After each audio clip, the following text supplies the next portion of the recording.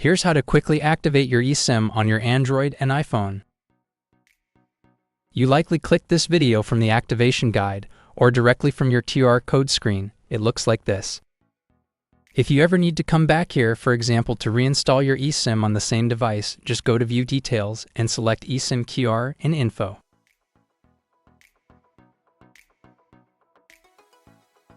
Now let's activate this eSIM on your iPhone. First, make sure you have internet on your phone. Wi-Fi or your wireless internet is fine. Open Settings. Tap Cellular. On some iPhones, this could be mobile service. Tap Setup Cellular. Tap Use QR Code.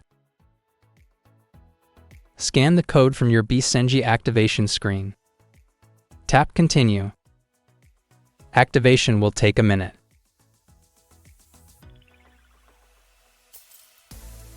Tap Done. Now make sure to enable data roaming for your new eSIM. You are ready to use your eSIM. Now let's activate this eSIM on your Android phone.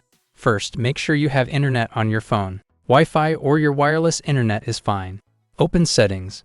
Tap Connections on Samsung phone or network and internet on another Android device. Tap SIM Manager or SIMs. Tap Add eSIM. Tap Scan QR Code and scan the code from your Bcengi activation screen. Tap Add.